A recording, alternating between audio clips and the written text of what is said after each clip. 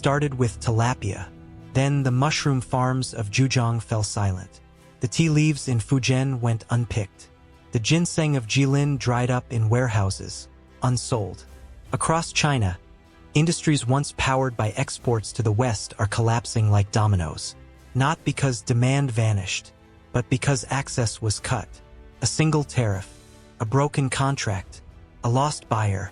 Suddenly, the miracle becomes a mirage.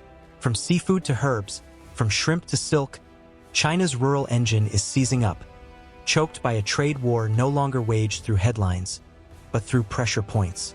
Tilapia was just the first, and Maoming was only the beginning. What happens when the entire periphery of China's export empire starts to crumble? This is no longer about one product.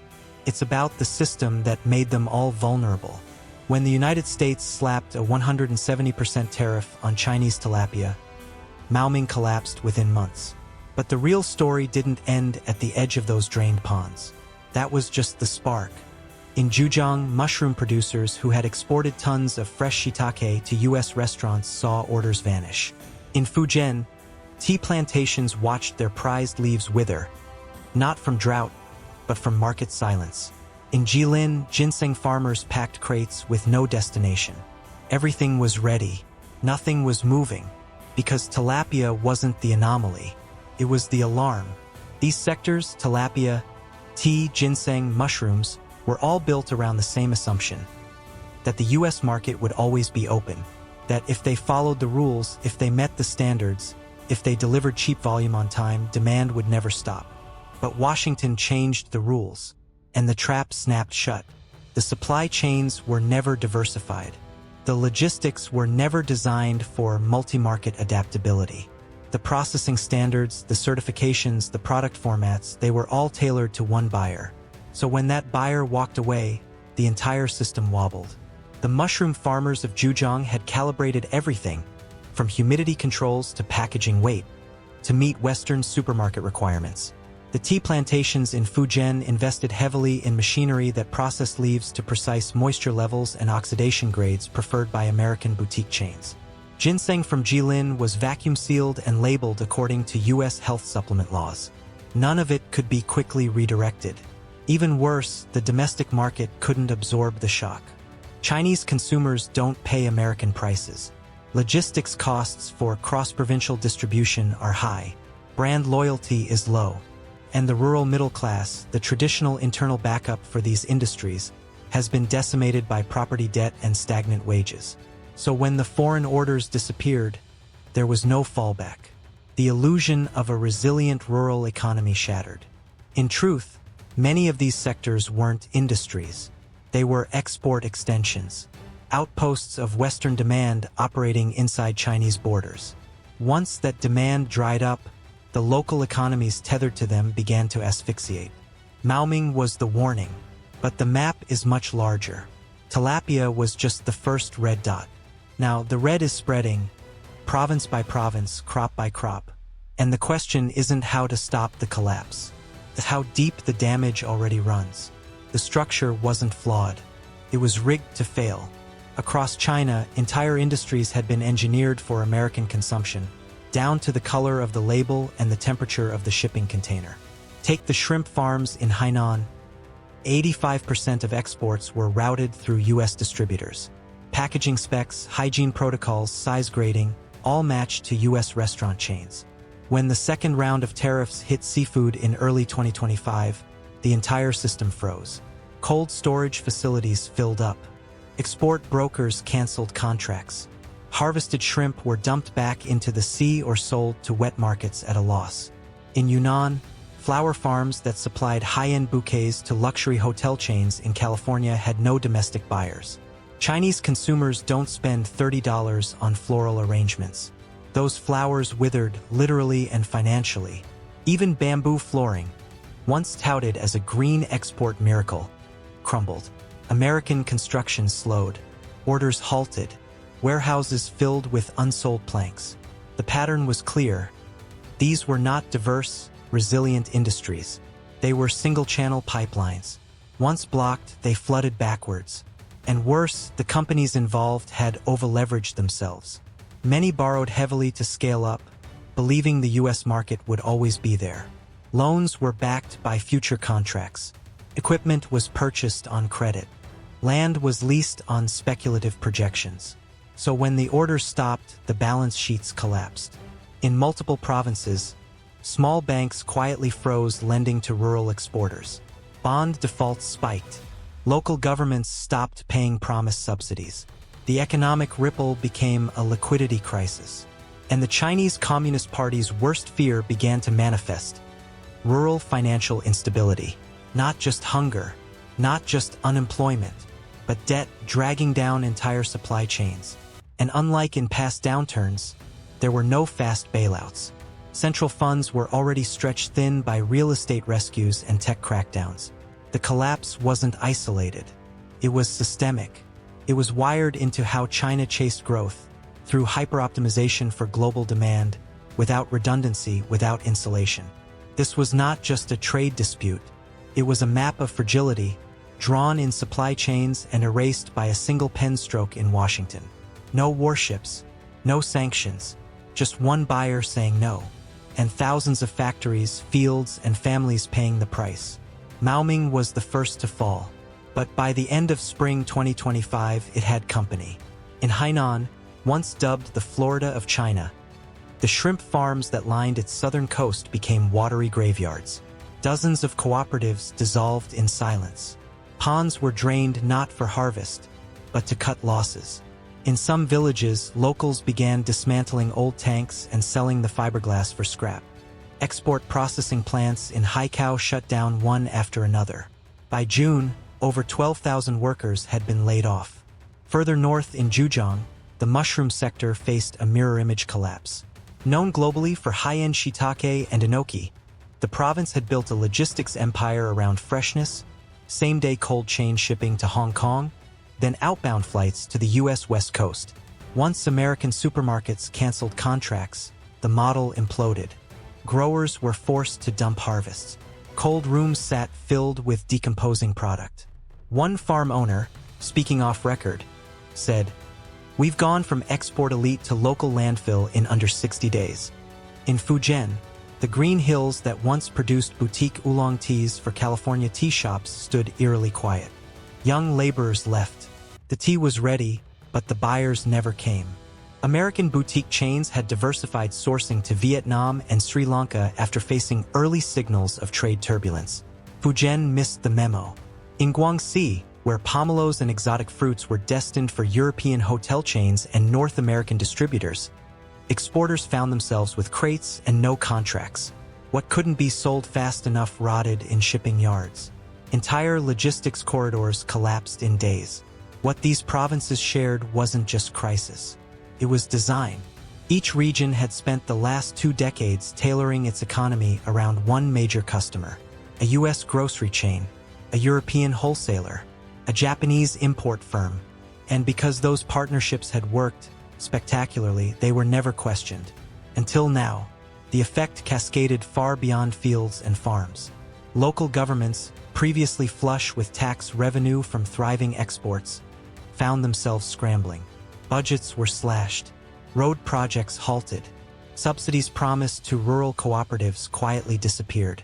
In Shandong, a rural development office that once managed over 90 aquaculture subsidy projects quietly closed its doors. In Sichuan, a bank paused lending to agro-exporters indefinitely. In Jiangsu, officials postponed debt relief talks with failing producers, citing national-level uncertainty. And it wasn't just agriculture. Craft industries and value-added producers were hit just as hard. Silk weavers in Suzhou lost American fashion buyers. Porcelain studios in Jingdezhen saw European gift importers vanish.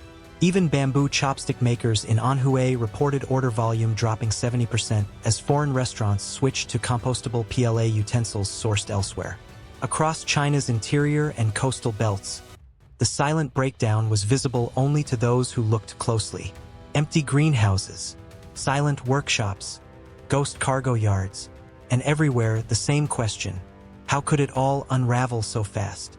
The answer, now spoken in hushed tones even by loyal party members, was this: It wasn't just a supply chain collapse. It was a strategic blind spot. They had built for scale, not for safety, for optimization, not for options, for the boom, not for the break. Every province that rose on the back of foreign demand is now facing a truth it cannot ignore. The global customer is no longer guaranteed. And when your entire regional identity is built around feeding someone else's appetite, you starve the moment they stop eating. From Hainan to Jilin, the collapse isn't isolated. It's coordinated, not by foreign hands, but by a system that never imagined it could be left behind. The financial arteries feeding China's rural export machine were never designed for shocks. And now, those arteries are hemorrhaging. In county after county, rural banks, often propped up by municipal governments and local cooperatives, found themselves caught in a tightening noose. Loans issued during the boom years were predicated on one assumption: that export revenues would continue to grow. Land was collateralized. Equipment leases were bundled into loan packages. Entire village economies were mortgaged against future foreign demand. When the demand dried up, the defaults came in waves. In Hainan, 3 local agricultural banks quietly halted new lending by May 2025. In Fujian, internal audit leaks revealed non-performing loan rates among tea exporters spiking past 22%. In Zhejiang, mushroom growers desperate for liquidity stormed township banks, only to be turned away. Panic spread faster than any official narrative could contain. Local governments, terrified of bank runs, instructed financial institutions to restrict large withdrawals. Unofficial withdrawal limits appeared overnight. Depositors were told to come back next week. Some never got their money back at all. The shadow banking sector, once a lifeline for small exporters, collapsed almost instantly. Trust products tied to agricultural supply chains defaulted en masse. Wealth management firms shuttered offices. Victims were told to be patient. Meanwhile, rural credit cooperatives, the financial backbones of small towns, faced extinction. Without loan rollovers, countless farmers and small processors lost access to working capital. They couldn't finance the next planting season. They couldn't pay seasonal workers. They couldn't even buy basic supplies. In Guangxi and Jiangxi, farmer cooperatives disbanded under crushing debt loads. Trucks loaded with unsold pomelos and lychees lined village streets, rotting under the sun. The psychological collapse spread alongside the financial one. Villagers who had trusted local banks for generations now whispered about government theft. Trust, the hidden infrastructure holding rural China together, began to corrode. And with it, the fragile illusion of stability. Small-town officials, desperate to stem unrest, resorted to band-aid measures. Staged job fairs, fake investment projects, promises of export rebates that never arrived. But the damage was too deep, because the collapse wasn't limited to a few unlucky sectors. It was systemic. It was the consequence of an economic model that tied local prosperity to external markets without building internal resilience. When those external markets closed, whether by tariffs, competition, or political realignment, the entire financial scaffolding collapsed with them. The worst fears inside Beijing's State Council were coming true. Not just rural poverty, not just unemployment, but an erosion of faith in the system itself. In quiet, panicked meetings across provincial capitals, new terms entered the vocabulary: localized financial instability, rural debt spirals, preemptive social containment. But they all meant the same thing. The periphery was no longer secure, and a collapse that started with tilapia farms and tea leaves had reached the vaults and ledgers meant to keep China's heartland beating. From the fields to the banks, the chain reaction was now unstoppable. The collapse unfolding across China's rural heartland wasn't just an accident of economics. It was the result of strategic containment. Inside Washington, trade negotiators and economic strategists had long understood one critical vulnerability. China's growth model was dangerously lopsided, export-heavy, rural-dependent, over-leveraged. It didn't take missiles or blockades to destabilize it. It only took pressure at the right choke points. By targeting tariffs at rural exports, seafood, agricultural products, specialty crops, The US didn't just dent China's GDP numbers. They triggered localized implosions. Factories shuttered. Banks froze. Families collapsed into debt traps. And with each domino that fell, Beijing faced a mounting crisis invisible to global headlines, but devastating on the ground. American strategists understood that urban discontent could be managed. Cities had surveillance grids, dense policing, economic diversification. Rural discontent, however, was a different beast. It was sprawling, fragmented, hard to monitor, harder to control. And historically, it was rural instability that had brought down Chinese dynasties, not urban revolts. By bleeding the economic lifelines of China's periphery, Washington wasn't just waging a trade war. It was draining the system from the outside in. Every village that lost its main crop buyer, every town whose bank went under, every cooperative that dissolved under debt. These weren't isolated events. They were fractures widening under the surface. Beijing's leadership scrambled to plug the holes, issuing rural stimulus plans, organizing emergency job fairs, floating ideas of domestic, rural revitalization. But none of it addressed the core problem. The external markets they had built their rural miracle upon were no longer reliable. And China's internal market, shackled by real estate debt, youth unemployment, and stagnant wages, could not replace them fast enough. What Washington orchestrated was not an economic collapse. It was a confidence collapse, a deliberate slow bleed designed to force strategic recalibration without firing a shot. And as rural financial systems broke down, as supply chains unraveled, as local trust eroded, Beijing's grip on its vast interior weakened. Incrementally, invisibly, but inevitably. Tilapia ponds, tea terraces, ginseng fields, shrimp farms, each one a tiny battlefield in a war most of the world never saw declared. By the time the symptoms appeared in GDP numbers or social unrest statistics, it would already be too late. Because the real collapse, the one that mattered, was happening in the quiet calculations of millions of rural Chinese, questioning whether the promises made to them could still be believed. The chain reaction wasn't random. It was strategic, and it was only just beginning. The collapse wasn't sparked by tanks or missiles. It came quietly, through contracts canceled, markets closed, trust eroded. Maoming was just the first whisper. Now the echoes are rolling across China's countryside, across ponds, fields, banks, and homes. This wasn't a trade war. It was a test of the system's foundations, and the cracks have already begun to spread. The question is no longer whether China can retaliate. It's whether China can hold itself together. If rural collapse accelerates, if local financial systems crumble, if trust decays faster than it can be repaired, then the greatest threat to Beijing won't come from outside. It will rise from within.